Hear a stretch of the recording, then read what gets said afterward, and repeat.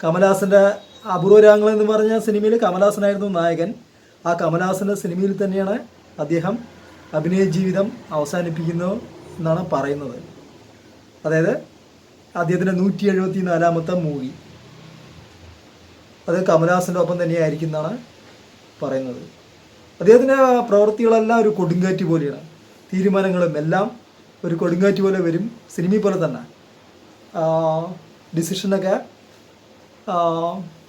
വളരെ പെട്ടെന്നായിരിക്കും. ഇപ്പോൾ ഈ ന്യൂസ് എന്ന അപ്ഡേറ്റ് വന്ന സമയത്ത് ശരിക്കും നമ്മുടെ മൂവീസ് ഇഷ്ടപ്പെടുന്ന എല്ലാ ആളുകൾക്കും വളരെ സങ്കടകരമായ ഒരു കാര്യം തന്നെയാണ്. അതായത്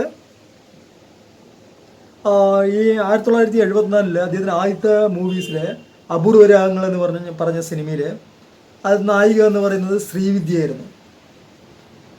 അപ്പോൾ അതിൽ നായകൻ എന്ന് പറയുന്നത് അന്നത്തെ കാലത്ത് വളരെ ചോക്ലേറ്റ് നായകനായ നമ്മുടെ കമലഹാസൻ തന്നെയായിരുന്നു ആ മൂവിയിലെ നായകൻ എന്ന് പറയുന്നത്.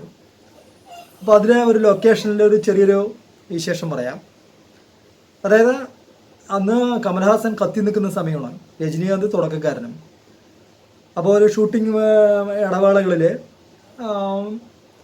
കമലഹാസനെ കാണാൻ ധാരാളം പെൺകുട്ടികൾ, അന്ന് ക്യാമ്പസുകളിൽ 75 കാലഘട്ടങ്ങളിൽ ക്യാമ്പസുകളിൽ നിന്ന് ഒരുപാട് തരുണീമണികൾ കമലഹാസനെ കാണാൻ വരികയും ഓട്ടോഗ്രാഫ് വാങ്ങുകയും എല്ലാം വളരെ തിരക്കായിരിക്കും ഗേൾസിൻ്റെ.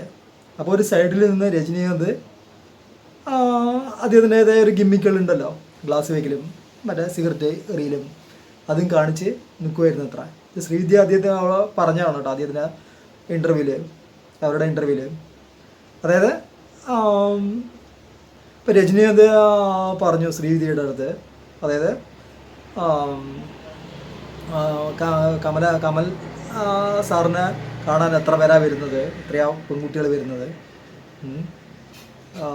എന്ന് പറഞ്ഞിട്ട് എന്നെ കാണാൻ ആരും വരുന്നില്ല എന്നുള്ള രീതിയിൽ രജനീകാന്ത് അഭിപ്രായപ്പെട്ടു എന്നാണ് പറയുന്നത്. അപ്പോൾ ശ്രീവിദ്യ പ്രവചിച്ചിട്ടുണ്ടായിരുന്നു ആദ്യത്തെ പ്രവചനം എന്ന് പറയുന്നത്.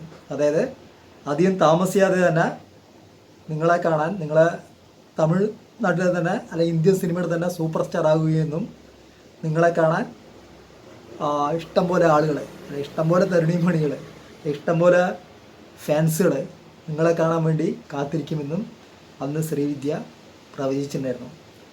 അത് 100% അച്ചട്ടായി. പിന്നീട് ഇന്ത്യൻ സിനിമ തന്നെ രജനീകാന്തിൻ്റെ ഓരോ ചുവടുവയ്പ്പിനായി കാത്തിരുന്നു.